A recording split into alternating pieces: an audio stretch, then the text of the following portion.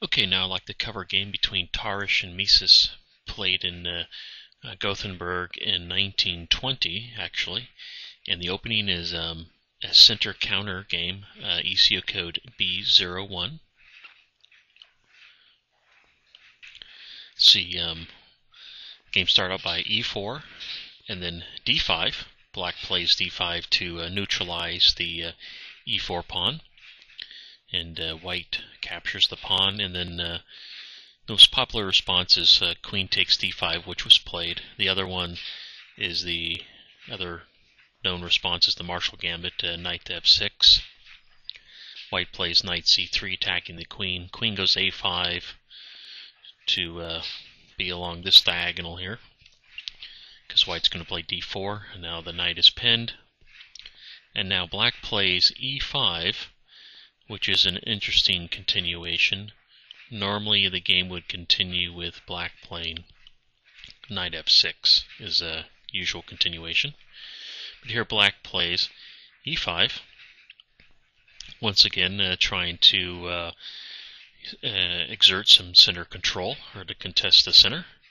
And then white will play knight f3, so not only attacking the pawn, but developing a piece.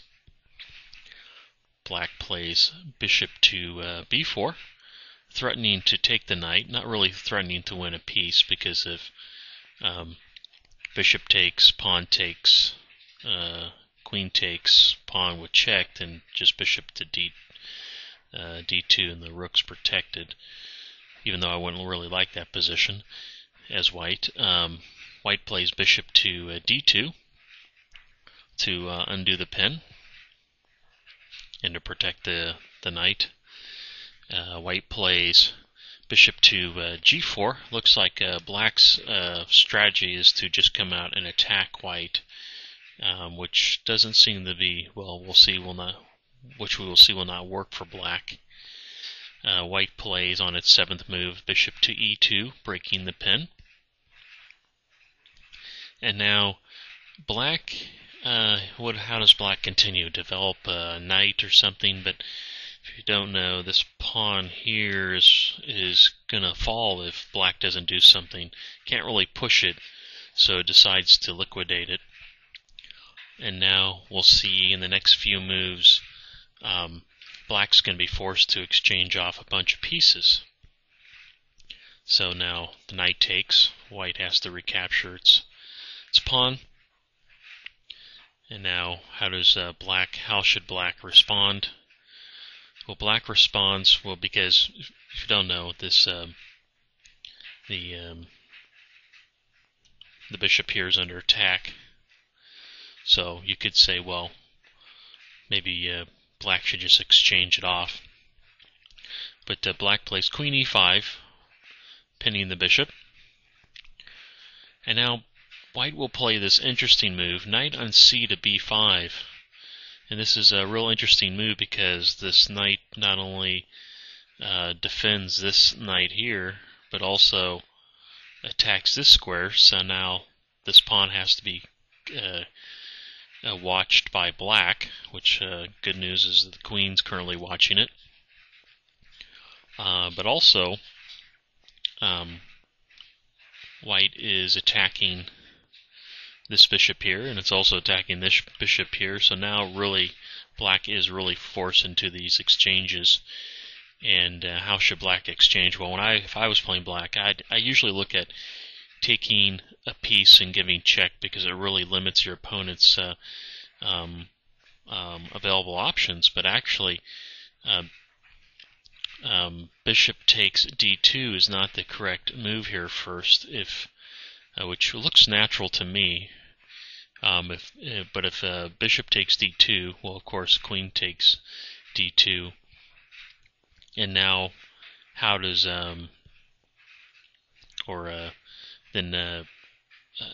then once again, this knight, this pawn here, has to be watched by black, and the bishop is still under attack.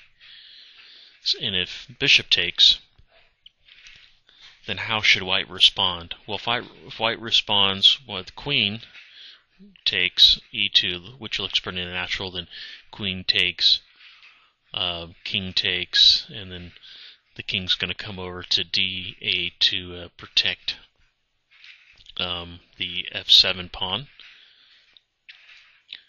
But white also has another option in this variation of playing f4, attacking the queen, forcing the queen, hopefully to move away. Well, the queen will probably just go to f7, where it can still, if white takes the bishop, we can continue in the last variation. But then white could always play knight f5. The queen will go to c5, where it attacks the knight and protects the pawn on c7.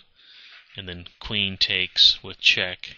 Then king f8, and then it doesn't look too nice because black's pieces over here are somewhat trapped, and well, the knight can get out, but this rook over here is going to have trouble developing. So actually, as we saw in those lines, taking this way first didn't look too good for black. So actually, black probably calculated all this and actually took bishop takes e2 first. The queen's forced to recapture, and then bishop takes d2, and then the king has to capture, obviously. Then queen takes, then king takes. So that's how the game continued. Now it's black's 12th move, and if you look at this, white looks to be in a pretty good position.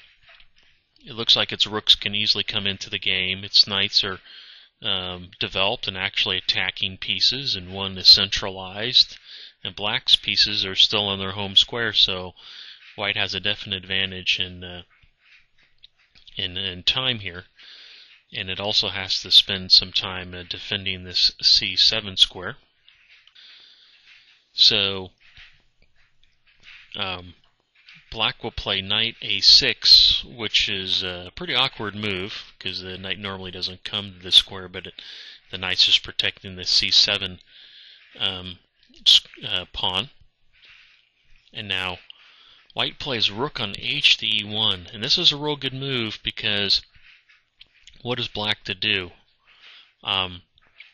If it tries to develop here, the king will just move, discover check, and the king will be forced to f1. And how does this rook over here get out? If this knight comes to e7, then once again the king moves and this knight is pinned, and white can start attacking this knight. Or now the king has to come to the defense of the knight and stay here, and once again, how does the rook get out? So it's really hampering this move. Rook on h81 is really hampering the king side development here.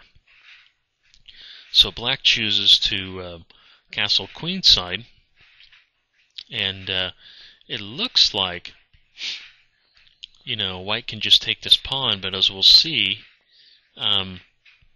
black must have foreseen that this wouldn't be a good move. If you don't know why, is that any time you see the knights protecting each other and one of them is under attack like we have here, then the knights are most vulnerable to a pawn attack, namely like a move like this, because then this knight will have to move and it can't protect this knight again, and one of the knights will fall. So this is what probably black saw, is that white can't take this pawn, but it can take this pawn, and this was probably part of white's plan. So white continued, knight takes a7, bishop to a king to b8, and now once again, I was just saying, if knight on a to b5, then we have c6, and one of these white's going to lose a knight. But that isn't what white does. White actually plays a combination of knight on a to c6, check, forking king and rook. Black is obligated to take practically with the pawn. So bishop takes c6, the knight takes c6, check, king to c8, knight takes d8, king takes d8. And you're saying, well, what did white get out of this? Well, White gave up its 2 knights, and what I got in return was a rook and 2 pawns. So actually it came up a pawn ahead, but what really happened is that White is looking and seeing that it's going to easily be able to get this piece here into act to the game, and then it sees it's 1 pawn against 3 pawns, so it's definitely, and we're basically in the end game, so it can easily has a pass pawn, and these 2 pieces have to get into action. So it's seen that it's planned these rooks will be more mobile, has a pass pawn which it plans to promote, and Black will have trouble getting its pieces into the game. I'm going to have to continue this game in the next video.